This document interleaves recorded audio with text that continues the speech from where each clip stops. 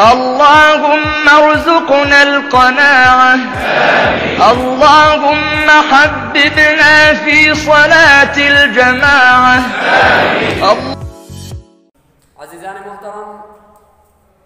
اور برادران عزیز، دنیا کے اندر کچھ لوگ ایسے گزرے ہیں کہ جن کا تذکرہ کرتے ہوئے، جن کی سیرت کو بیان کرتے ہوئے، جن کے احوال زندگی کو بیان کرتے ہوئے روح کو تسکین پہنچتی ہے اور ایمان تازہ ہو جاتا ہے۔ انہی شخصیات میں سے ایک برگزیدہ شخصیت، ایک اللہ تعالیٰ کی محبوب شخصیت حضرت عمر بن عبد العزیز رحمہ اللہ تعالی بھی ہے۔ عزیزان محترم، حضرت عمر بن عبد العزیز رحمہ اللہ تعالی ان کے دور خلافت کے اندر وہ خلافت راشدہ کی جو بہاریں تازہ ہوئیں اور ان کو عمر ثانی کہا جانے لگا، یعنی اگر یوں کہا جائے تو بے جانا ہوگا کہ صدیق کی صداقت، عمر فاروق رضی اللہ عنہ کا عدل، حضرت عثمان رضی اللہ عنہ کا حیا اور حضرت علی رضی اللہ تعالی عنہ کا ورع و تقوی اور زہد، اس کی جو مثال اور عملی جو تصویر تھے وہ حضرت عمر بن عبد العزیز رحمہ اللہ تعالی تھے۔ خلافت بنو امیہ کے 92 سالہ دور کے اندر آپ کی 2.5 سالہ خلافت تاریکی کے اندر ایک چراغ کی مانند ہے، لیکن افسوس کے ساتھ چند روز قبل شام کے شہر ادلب کے اندر آپ رحمہ اللہ کی قبر مبارک اور آپ کی زوجہ محترمہ کی قبر مبارک کی بے حرمتی کی گئی،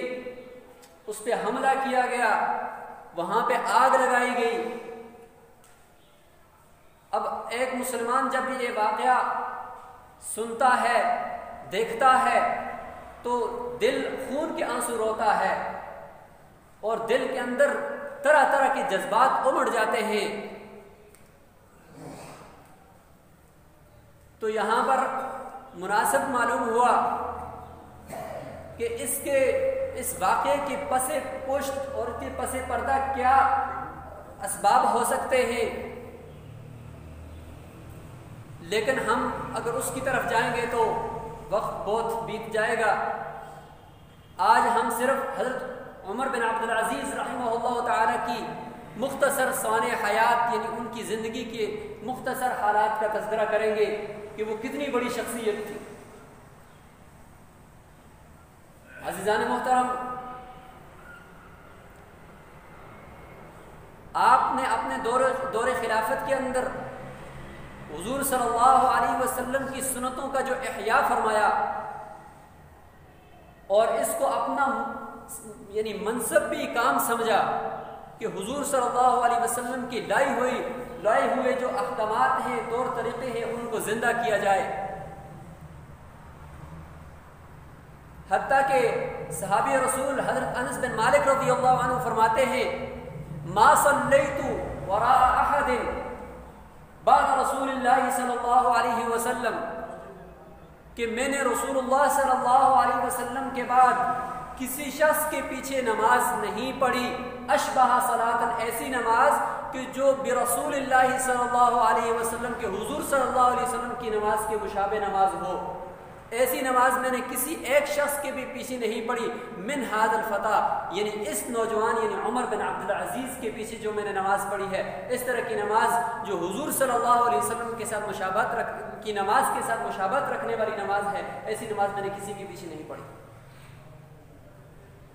عزیزان محترم، آپ کے دور خلافت کے اندر اگر دیکھیں تو جب انسان اختیار کے اندر آ جاتا ہے جب انسان کے پاس مکمل اختیار ہو جاتا ہے تو پھر اس کے بعد اس کی مرضی کہ وہ جس طریقے سے بھی کسی سے انتقام لے، کسی سے بدلہ لے، یا اس کے سامنے اگر کوئی بے ادبی کر جائے، اس کے سامنے کوئی خلاف ادب بات کر جائے تو وہ اس کی مرضی کہ وہ جس طرح کا بھی بدلہ لینا چاہے وہ لے سکتا ہے۔ لیکن عمر بن عبدالعزیز رحمہ اللہ تعالیٰ کا عفو و درگزر، اس کے واقعات اگر آپ دیکھیں تو پتہ چلے گا کہ اقتدار میں آنے کے باوجود بھی انہوں نے اس کو اپنے ہاتھ سے جانے نہیں دیا۔ یہ عظیم صفت کہ جس کے بارے میں حضور صلی اللہ علیہ وسلم نے ارشاد فرمایا تخلقوا باخلاق اللہ، کہ اللہ تعالیٰ کے اخلاق اپناؤ، یعنی اللہ تعالیٰ جس طریقے سے دنیا کے اندر دیکھیں کہ کفار کی تعداد ہمیشہ سے زیادہ رہی ہے، مسلمانوں کے اندر بھی اللہ تعالیٰ کو راضی کرنے والے بہت تھوڑے ہیں، لیکن اس کے باوجود اللہ تعالیٰ کتنوں کو معاف کر دیتے ہیں۔ اس کے باوجود اللہ تعالیٰ کی رحمتیں، اللہ تعالیٰ کی نعمتیں، اللہ تعالیٰ کی نعمتوں کی فراوانیاں کتنی زیادہ ہیں، یہاں تک کہ کفار کے اوپر، مسلمانوں کے اوپر سے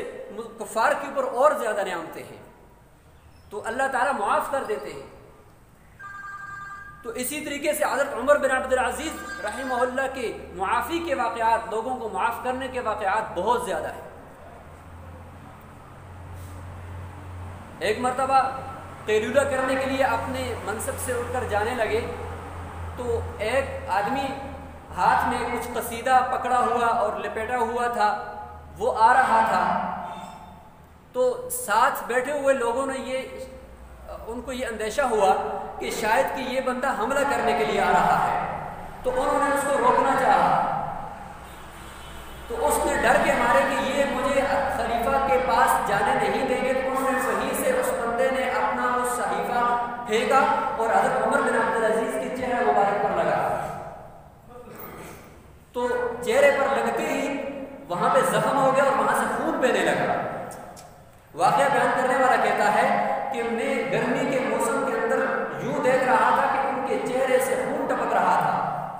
لیکن اس کے باوجود بالکل چہرے پہ غصے کے آثار نہیں تھے۔ وہ صحیفہ کھولا، اس کے اندر اس کی کچھ حاجات تھی، کچھ پریشانیاں تھیں، کچھ مشکلات تھیں، وہ اس میں لکھی ہوئی تھی،